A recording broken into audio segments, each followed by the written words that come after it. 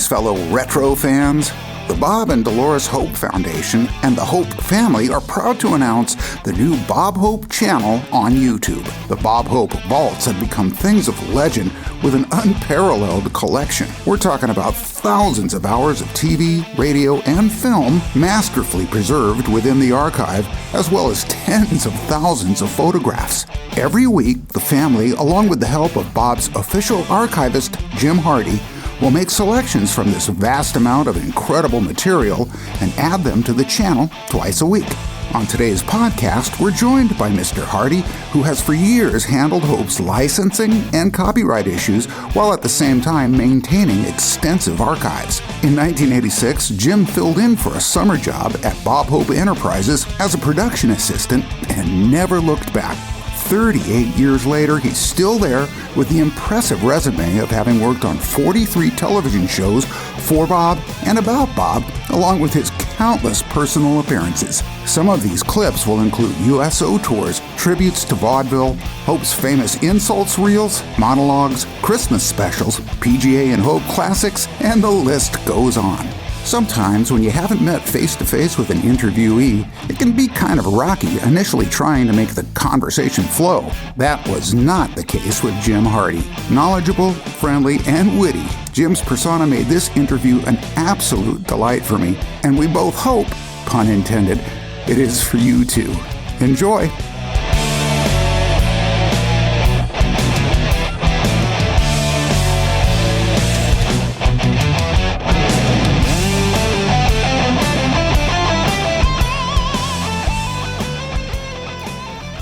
Ladies and gentlemen, please welcome to the podcast the distinguished Jim Hardy. Hi, Jim. Hi, Pat. Happy to be with you today. Well, I can tell you right now, I'm thrilled because you the man. The last one standing, Pat. Oh, well, there's a few still. I mean, our good friend Harlan Bowles still standing. I know so because he's... Yeah, he is. But, you know, you the man on the man. And, of course, we're speaking of the legendary Bob Hope. I have been a fan since, well, I was a little kid. And, you know, now I'm 60, which is, I guess, comparatively young to...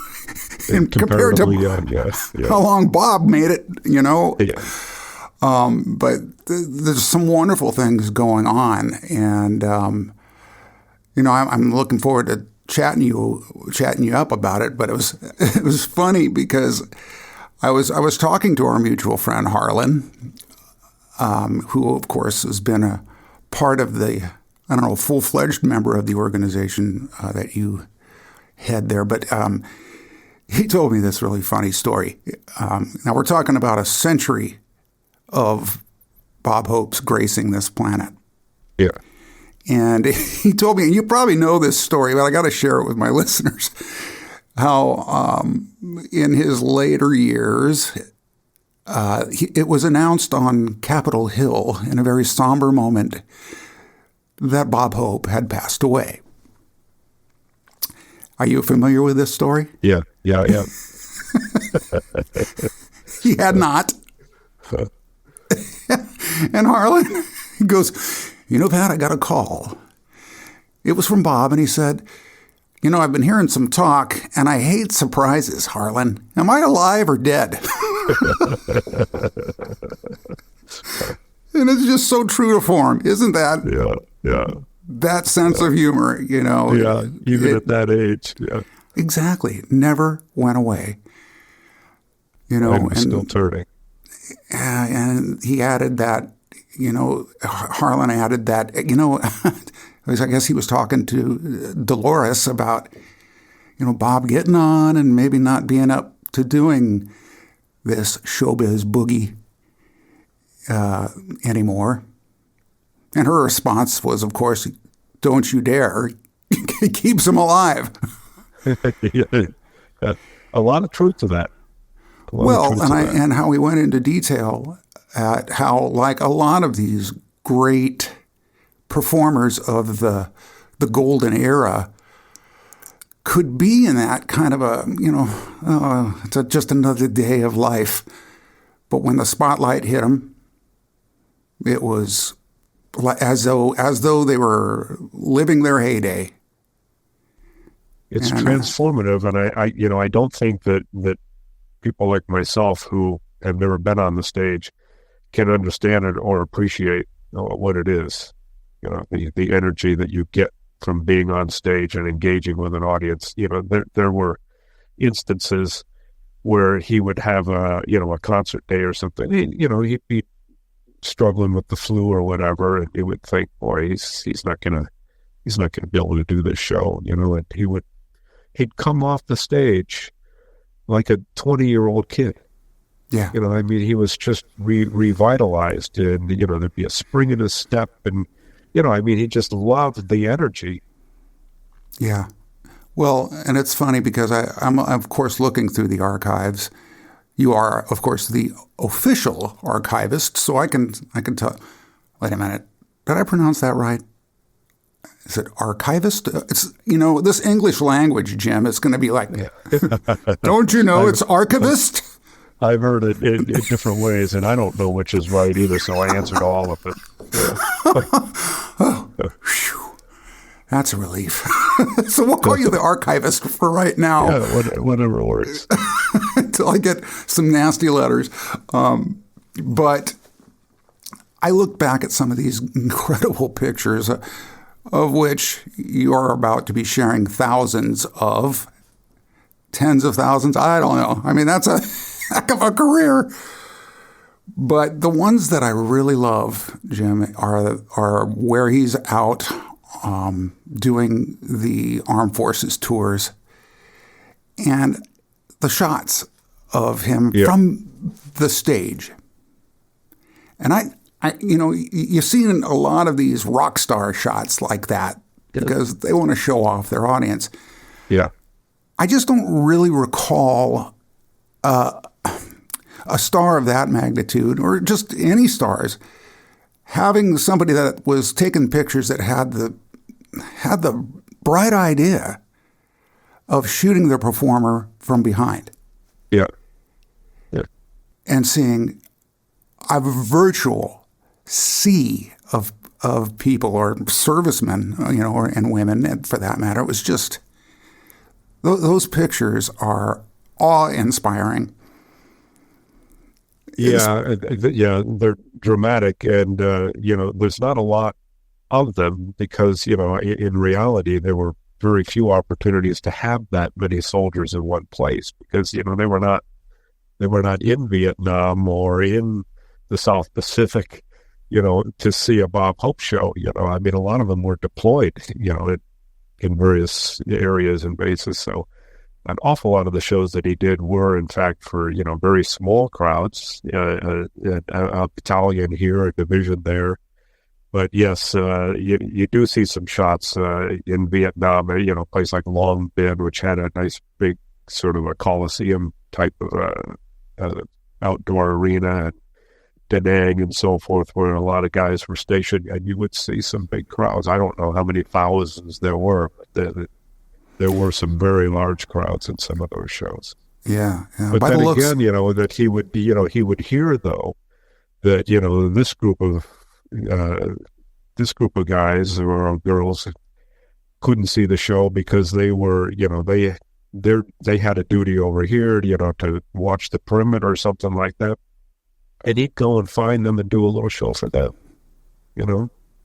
So he didn't want anybody to get left out. It wasn't about the crowd. It was about, it was about the cause. It was about the people. Yeah. Isn't that's, you got to love stories like that. It pretty much goes without saying that he did those. It wasn't like I've got a new scheme to make some money.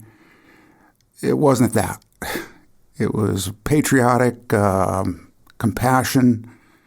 Who knows? There's probably a lot of words that could describe why Bob went out on a limb like this, because, it's just, like I said, I look at those shots and I wonder, it's like, okay, he's playing 100,000 people here, easy.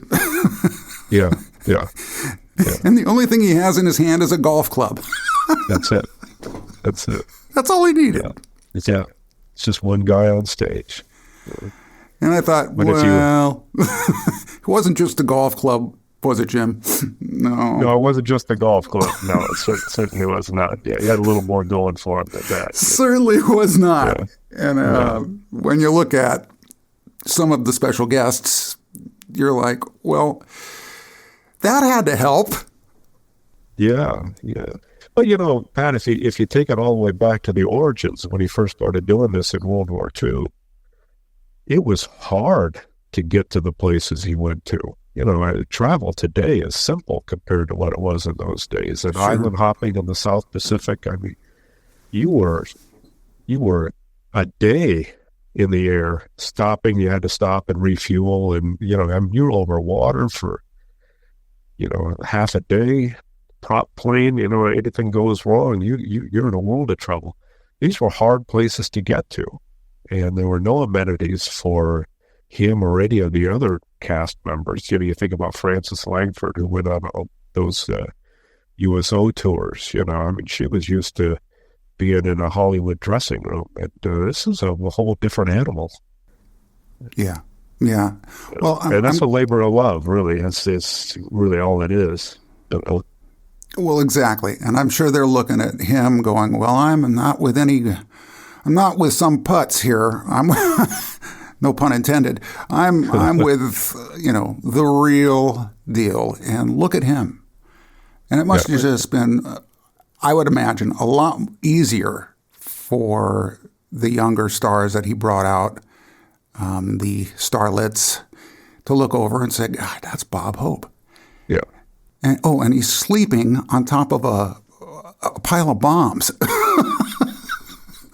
He could sleep anywhere, Pat. It was amazing. And that's why, when you're doing those type of shows, your sleep schedule is not at all what it would be if you were at home, or even, traveling around the country, or even going to Europe to do shows or whatever, because you're constantly on the move from this base to that base, and you're, and he could fall asleep anywhere. Didn't matter what was going on, how loud it was. Some of those planes were really loud on the inside, and cold. And he could get 15 or 20 minutes of sleep anywhere, and he would just, he'd come off the plane or the helicopter or whatever it was, fresh, ready to go. Yeah, that had to work for him. My dad actually was a B-29 pilot, and he came off those planes deaf. Yeah. Because they just had no concept of, hearing protection. Here's some earphones. That'll help. Yeah. That was it. Yeah. What a testament, though. It's incredible what he did. I mean, I loved all the old films. It's him and Bing were as good as it gets when it comes to the comedy duo. You got the clown, you got the straight man, and they just did it where it wasn't demeaning. And in some cases with these duos, and I'm not going to name names, but in some ways you were just like, well, I'm sure he's not that dumb. Yeah. Where with Bob, it was never dumb. It was comical as hell. Yeah. But it was always with this whim of, I think I know what's going on better than anybody here. Yeah. But with the ability chemistry that those they had an amazing chemistry, the two of them. Oh yeah. They first worked together at the Capitol Theater in 1932 when they were both doing the vaudeville stuff, and Bob was the MC, and Bing was he was already a headlining singer, and they just liked each other. They enjoyed. They had fun. They were doing 3 shows a day, so they would start to do some shtick together, just to make the day more entertaining. And there was an instant bond and friendship and chemistry between them. So when you put them together in the road pictures, everybody thinks, wow, these guys really click. Well, they'd been clicking for 8 years. And a mutual love for a certain sport, I'm sure didn't hurt.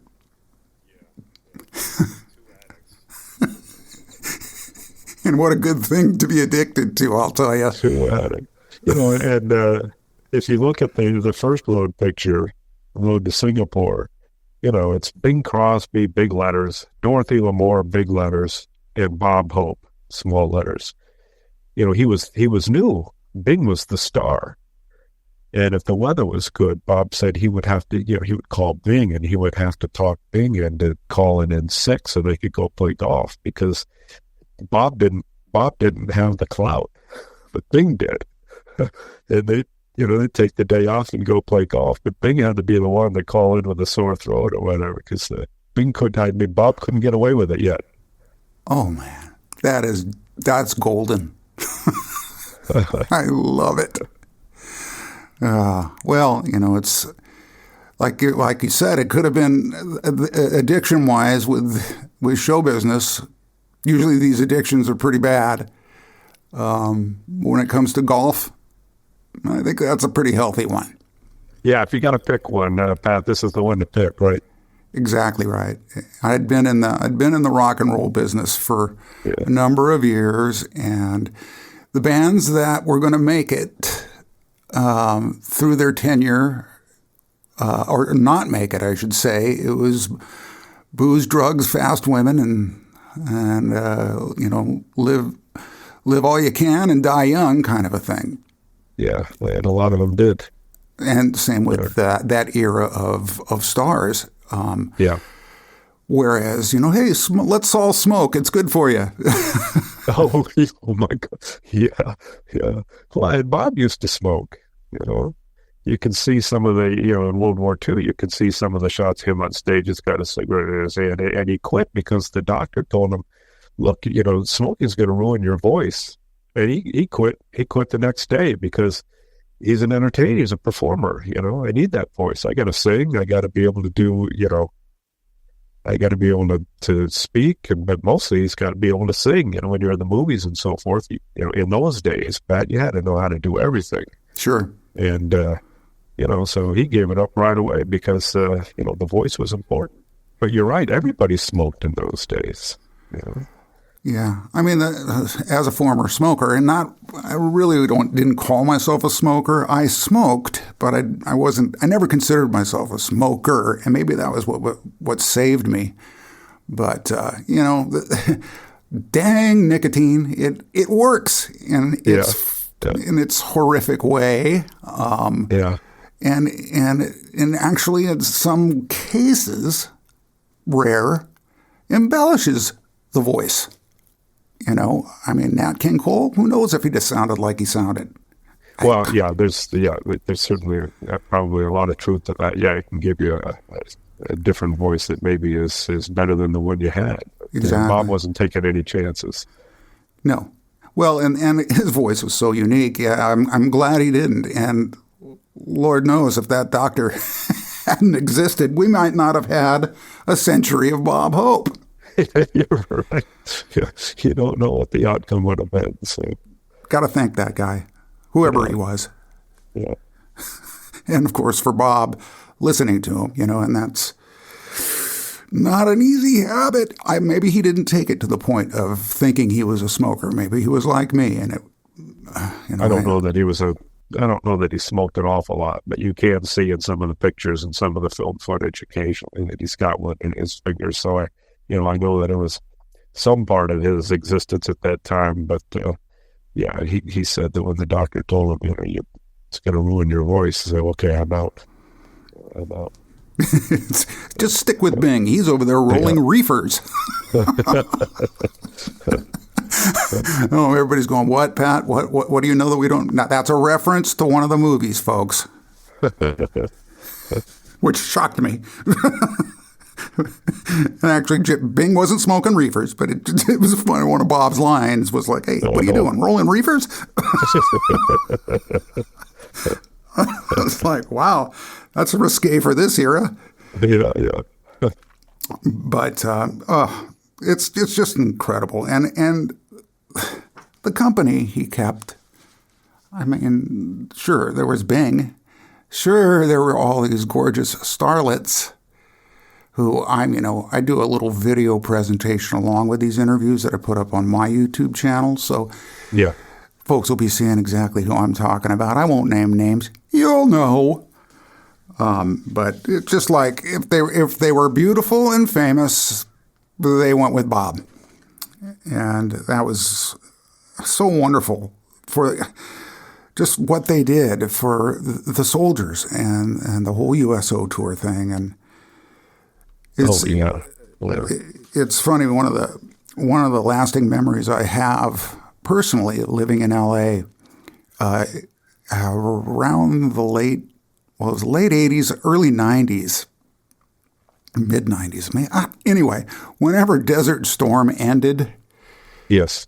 or I should say, quote unquote, ended, they had a military parade. Yeah. That Bob was, of course, Grand Marshal. Yeah. And it's a spectacle. One the likes of I doubt I will ever see again. And quite frankly, I hope I don't. Yeah. Yeah. I mean, it's like, yay, victory, we think. And it was truly awesome. I mean, I can't remember what main street they went down, but they had all the spectacles of what those military parades were like. Yeah. Complete with World War II planes flying through and making passes, and it was a really neat thing to see. I don't know that we'll ever see that again, Jim. Well, if you remember, Pat, they also included Vietnam vets to march because the poor vets from Vietnam. I mean, they never got any love. Yeah. Most of them didn't want to be over there. That wasn't. They weren't there by choice, and they were not well treated when they came back. And so this was an opportunity to give them a little spotlight as well, and they had an opportunity to march right along with the soldiers from Desert Storm, and that was a nice touch. Isn't that right? It's funny. I had forgotten that aspect till you just mentioned it, and it comes back. And if anything for them, it's funny. I was looking at it going, well, that wasn't worth it, because that war didn't end, unfortunately. Yeah. But it was a different kind of war, obviously. And but yeah, the way you bring that up, that must have been that was a great touch, and I'm sure Bob really appreciated that too. Well, he sure did, because I mean, he went over there 9 times to entertain those guys and gals over there. And, you can debate the politics of it, for the next 100 years if you want, but they were over there, whether they wanted to be or not, whether they believed in it or they didn't, they were there. And, and he felt, a great obligation, to entertain them and to show them some respect and some love. And so to have them be able to get a little bit of spotlight on that day was very important, I'm sure, to him, because, part of what the foundation does, today is still, for veterans at risk in particular. And a lot of the veterans, particularly from Vietnam, they've fallen through, a lot of them have fallen through the cracks. They've fallen on hard times and they're struggling. Yeah. Gosh, Jim, you just shined a light on that thing that I'd never considered, and it just fills my heart. I think that is just incredible. I'm like, well, we can end the interview right now. I mean, that's the slam the mic down thing, but obviously we could go on for hours. I mean, I want to talk about the foundation and what you're doing on that front. But personally, quick personal question. Now, it's been 38 years you've been with this org? 38 years, yeah. And how did you first become involved?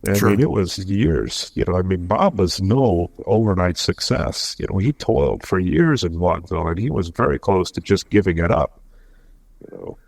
And then you get a break, and something clicks, and now you're off. But he really felt that he was incredibly lucky and had a great appreciation for the life that he was able to lead, and appreciated the fans, like you say, because they're the ones that made it all possible. And he gave back, a lot. Very philanthropic. He's quoted as saying, "If you don't have any charity in your heart, you have the worst kind of heart trouble." I love it. Yeah. Well, and it's funny that he would consider himself lucky, because the fact is, whatever happened to him, he was able to back up with talent. And Yes. Like you mentioned with some of these other social media stars, if you want to call them that, talent isn't so much the issue as much as clickability and how many big waves you can make. But being a member of that community and trying my hand at popularity here and there, especially on YouTube, there is also that I think that element of luck has never left. Yeah. And it's funny that you say Bob felt lucky. I mean, I guess that's good. That'll help you stay humble. Yeah. But I kind of wonder, we're going to bring this up. You have launched the Bob Hope official YouTube channel, which we're going to give links out to on my every which way I can to tell people about this. Yeah. And what a treat! What an amazing treat this is and going to be.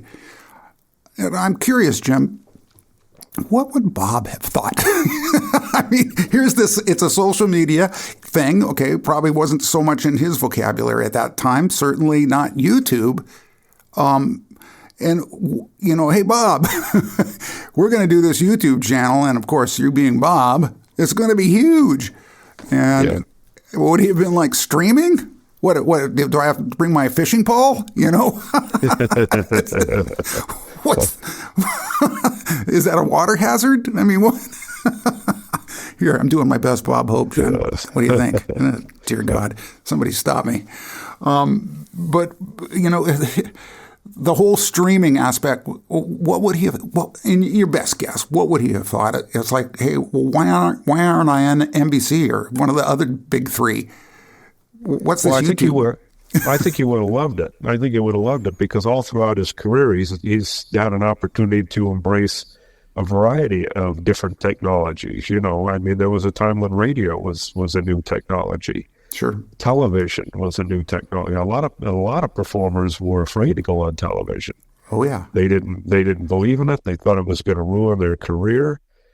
And he embraced all of these things and conquered them. And I think that he would have embraced this as well because it's another challenge. It's a new challenge to conquer. He actually, if you remember, in the old days when Amazon was new, Amazon used to only sell books. Sure. That's what Amazon did. And we did an online book signing way back. I think the book was Dear Press, about his relationship with the presidents, and a very humorous book.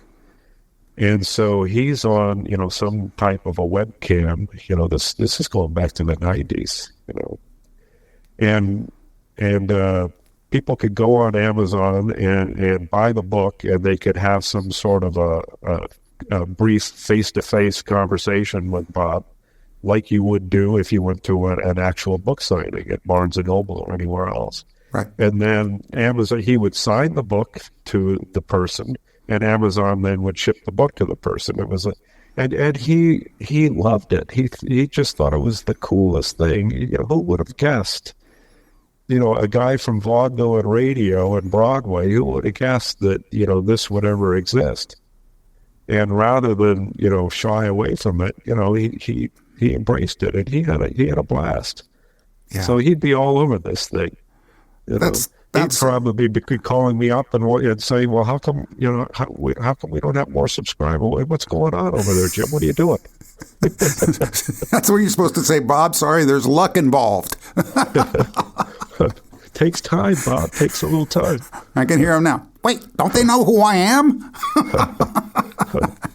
Oh my goodness. Oh my goodness. The demand for eyeballs is so much greater now than it ever was in the past. There's so many people out there. There's so much content out there. It's hard to get attention. I don't care what your name is anymore. It's hard to get attention from people. They've got so many choices. Right. Well, in this, for any other great reason, it's crossing a generational divide. That's why I see nothing but success here. Of course, I have a broken crystal ball. Everybody knows that. So I just know that this is the opportunity for everyone, new, young, old, whoever, can click a box on a computer to experience and see the legacy of one of the greatest American entertainers of all time. I mean, how wonderful is that? Yeah. Yeah, just jump on Google and type in YouTube Bob Hope channel, and you'll find us. And if you've been a lifelong Bob Hope fan like yourself, you're going to see things that you have seen maybe once or twice before that you loved, but you're going to see a whole lot of stuff that hasn't been seen since it was on the air the first time. So there's a lot of new stuff that's out there, even for people who think that they've seen all the Bob Hope stuff. You haven't. And we really hope that, we'll engage some new eyeballs, some new audiences to discover, why he was so great, why it was important. Stand-up comedy is such a common part of anybody's life today. But there was a time when that didn't used to be a thing. Stand-up comedy was not a thing until Bob made it something. You didn't stand on stage by yourself and just tell joke after joke after joke to an audience. Right. Well, and of course, he was, of course, very well known as the one-liner guy. But I mean, let's face it, he had that ability to ad lib, unlike many others. This would be, it's like, hey, we want you to host the Academy Awards because that's the only reason they get those certain comedians, I would think. Yeah. Because of the trail Bob blazed. Yeah. You don't just need a host. You need somebody that can make the audience laugh at something that is spontaneous and who knows what's going to happen kind of thing. And Bob, of course. Yeah, definitely. Yeah, that gift. Everybody. Not everybody could do it. You got to be a quick thinker and be able to, have a good rapport with the other stars. And, he knew them all and he could joke with them and they would take the joke in the vein that it was given. And sometimes they would joke back, and Bing, actually was a very underrated, light comedian. He was very funny in his own right. So, sure. Yeah, no, I mean, that's, again, you've got to have that. Even Dean was funny, from what I understand. Oh yeah. Yeah. Oh, very funny. Very funny. And still all that just huge love, I think it all boils down to golf, Jim. They all golfed. They all golfed. Yeah. And in that game, here's another one right off the cuff. You had to have a sense of humor. Oh, boy, if you don't have a sense of humor, you're playing the wrong game. Yeah, that's going to be the longest afternoon of your life. Yeah, you may as well just pick it up and throw it. Yeah. Oh my gosh. Well, that's the legacy. His legacy of playing with what is this? A foursome of presidents. Yes. Now, at the Desert Classic. Yeah, he had Gerald Ford, Bush 1, and President Clinton, who was the sitting president at the time, and Bob Hope. He was playing golf with three presidents. How cool is that? I think that's amazingly cool. I can only imagine the gallery. The gallery was nothing but Secret Service. Oh my goodness. Yeah, and as Bob would say, it's hard to cheat with people looking over your shoulder. All of them with earphones and sunglasses. You don't even know if they're watching. They're probably packing too. Oh my gosh! I would guess. Yeah, there wouldn't be a lot of cheating there. No. Just do it in the office, not on the course. Not in Bob's office. Oh my gosh, that's just amazing. Well, I grew up. I'm on the Central Coast, Monterey Bay, not far from Pebble Beach. Yeah. Which is no slouch of a course. Yeah. What they call the AT&T Pro-Am, of course. Right. Yeah. Used to be the Crosby. Yeah. Of course, was the Crosby. Yeah. And I was lucky enough to be just old enough, I should say, to remember my parents taking me to the clam bake and when it was the real deal. I mean, they kind of, let's bring the celebrities in now. And it's kind of, that's good. But there was something about that whole event that was, I can't describe it because I'm frankly too young to be able to describe it, but I could feel it.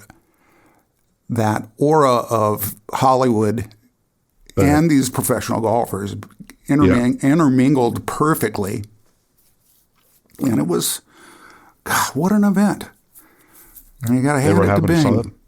Yeah, they were having fun. And the Bob Hope Desert Classic was the same way. You had the Pro-Am for a couple of days, and then you had the real tournament. And, they're just having a good time, That's when the pros can have an opportunity to just play golf for fun now. Right. Yeah. Not that there isn't a purse involved, but, we can have fun while we're earning this big cash bonus. Yeah, well, when the real tournament starts, then they get down to business. But when the Pro-Am part, they're having as much fun as the stars are, and as you discovered going to the clam bake, boy, you get an opportunity to be up close and personal with a lot of those stars. You're right there on the tee box with them practically. God, that Clint Eastwood guy, he hit on my girlfriend, Jim. And she had to be 30 years younger. But that's par for the course. Oh, another pun. There you go. Just talking to you, this stuff's rolling out. I just can't believe that.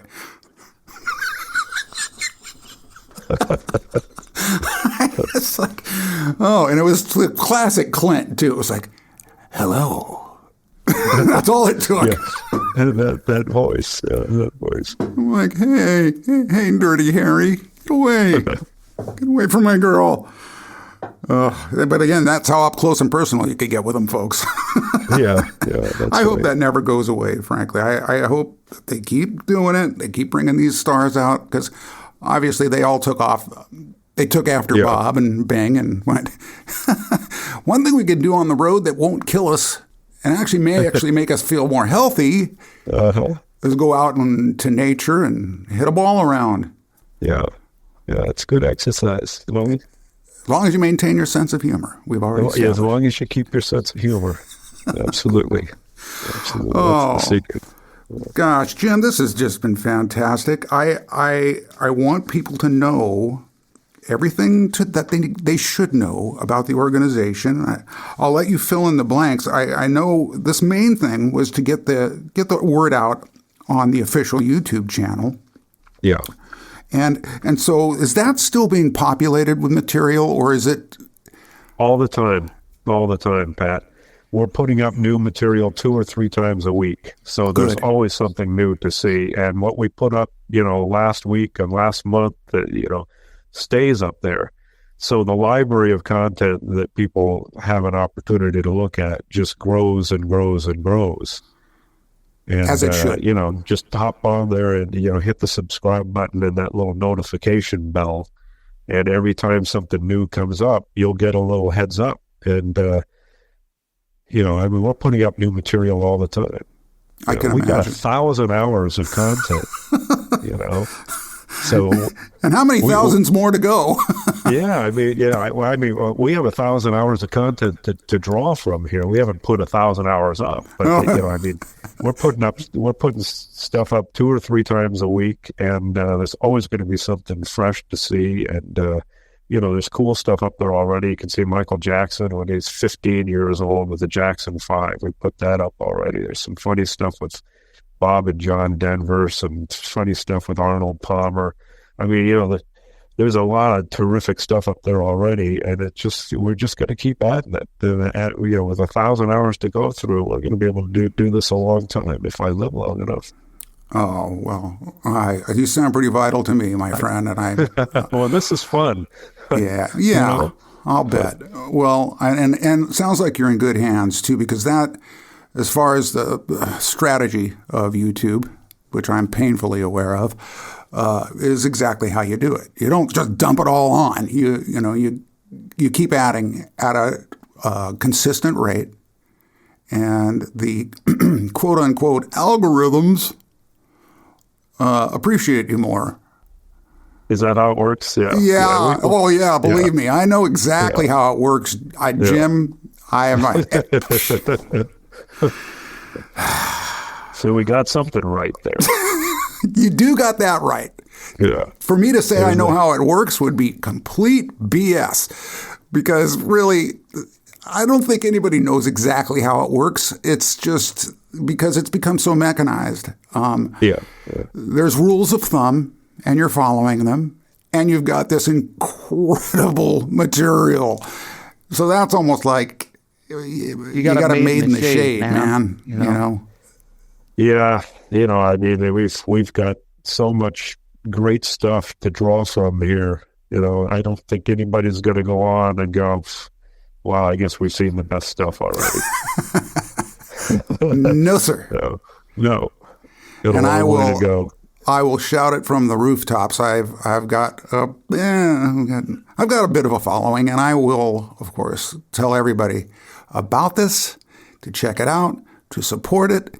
I wish you all the best luck. I know we use that word too many times here, because after Bob's hard work, I don't think we need the luck so much. It stands on its own, All we have to do, Pat, is get them to come one time, and they'll be back. Exactly right. They'll be back. My wife said the same thing to me, and I said, well, I think I'll marry you. Dear God Almighty, what have I become? See, I'm getting this contact high from Bob Hope through Jim Hardy. You brought out your inner monologist. Suddenly, see, there's a word I'd never use, but archivist I couldn't use either. It's like, where are these one-liners coming from? Oh, I know. That's the one thing my wife doesn't like about me. So here's my opportunity. When you're out of the house, you can. He thinks he's funny. That's how she introduces me. Like, well, don't underestimate funny for talent, honey. She's got me beat in the looks department, though, Jim, by far. Well, this has been an extreme pleasure. You're a great guest, and I, on behalf of everybody, appreciate what you are doing in the whole organization. And just keep it going. Thanks again for the memories, Jim.